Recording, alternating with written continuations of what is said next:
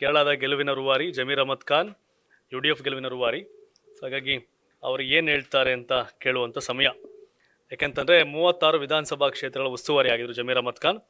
ಜಮೀರ್ ಅಹಮದ್ ಖಾನ್ ಅವರು ಅಲ್ಲಿ ಹೋಗಿ ಕ್ಯಾಂಪೇನ್ ಮಾಡಿ ದಾವಣಗೆರೆ, ಬಾಗಲಕೋಟೆ ಎಲ್ಲ ಬಿಟ್ಟು ಇದು ಮಾಡಿದ್ರು. ನಮಸ್ಕಾರ, ಕಂಗ್ರ್ಯಾಚುಲೇಷನ್ಸ್.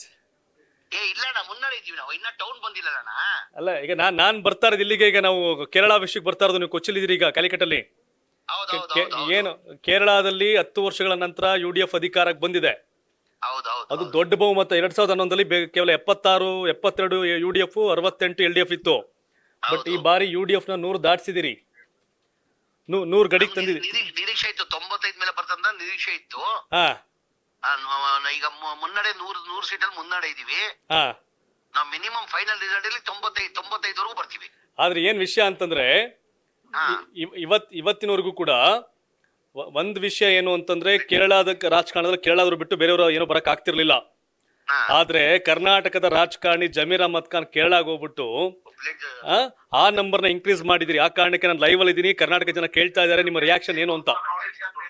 ಇಲ್ಲ, ನಮ್ ನಿರೀಕ್ಷೆ ಇತ್ತು UDF ಬರ್ತದಂತ. 95 ಮೇಲೆ ಬರ್ತದಂತ ಇತ್ತು. ಈಗ 100 ಮುನ್ನಡೆ ಇದೀವಿ. ಖಂಡಿತ ನಾವು 95 ಮೇಲೆ ರೀಚ್ ಆಗ್ತೀವಿ. KC ವೇಣುಗೋಪಾಲ್ ಮತ್ತೆ ಕಾಂಗ್ರೆಸ್ ಹೈಕಮಾಂಡ್ ನ ನಿರೀಕ್ಷೆಯನ್ನ ನೀವು ಸತ್ಯ ಮಾಡಿದ್ರಿ. ಈಗ ನಿಮ್ಮೇಲೆ ನಿರೀಕ್ಷೆ ಇಟ್ಟಿದ್ರು. ಪಕ್ಷಕ್ಕೆ ಜವಾಬ್ದಾರಿ ಏನ್ ಕೊಟ್ಟಿದ್ರು, ಪಕ್ಷ 10 ದಿನ ನನ್ ಜವಾಬ್ದಾರಿ ಕೊಟ್ಟಿದ್ರು. 10 ದಿನ ನನ್ನ ಕೆಲಸ ನಾನು ಮಾಡಿದೀನಿ. ನಾನು 36 ಕ್ಷೇತ್ರಗಳಲ್ಲಿ ನೀವು ಕಾಲಿಟ್ಟ ಕ್ಷೇತ್ರ, ನೀವು ಹೊಂದಾಣಿಕೆ ಮಾಡಿದಂತ ಕ್ಷೇತ್ರ ಎಲ್ಲವೂ ಸಕ್ಸಸ್ ಆಗಿದೆ ಬಹುತೇಕ. 33ರಲ್ಲಿ ಈಗ 19 ಮುನ್ನಡೆ ಇದೀವಿ ನಾವು. 19 ಮುನ್ನಡೆ ಇದೀರಿ. 25 ವರ್ಷದಿಂದ ಗೆದ್ದಿರ್ಲಿಲ್ಲ ನಾವು ಅಲ್ಲಿ. 25 ವರ್ಷದಿಂದ ಗೆದ್ದಿರ್ಲಿಲ್ಲ ನಾವು. ನನ್ಗೆ ಏನ್ ಟಾಸ್ಕ್ ಕೊಟ್ಟಿದ್ರು ಅದ್ 25 ವರ್ಷದಿಂದ UDF ಗೆದ್ದಿರ್ಲಿಲ್ಲ ಅಲ್ಲಿ.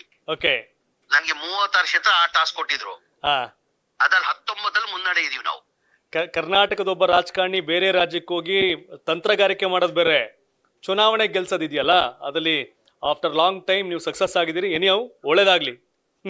Thank you. ಗೆಲ್ತೀವಿ ನಾವು. ದಾವಣಗೆರೆನೂ ಗೆಲ್ತೀವಿ. ದಾವಣಗೆರೆ ಕೂಡ ಗೆಲ್ತೀರಿ? ದಾವಣಗೆರೆನೂ ಗೆಲ್ತೀವಿ. ಎಸ್, ವಿಶ್ವಾಸ ಇದೆ. ದಾವಣಗೆರೆ, ಬಾಗಲಕೋಟೆ ಎರಡೂ ಗೆಲ್ತೀವಿ ನಾವು. Yes, thank you so much. ಒಳ್ಳೇದಾಗ್ಲಿ. ನೀವು ಎಲ್ಲದಕ್ಕೂ ಫಲಿತಾಂಶ ಉತ್ತರ ಅಂತ ಹೇಳ್ತೀರಾ ಹಾಗಾದ್ರೆ?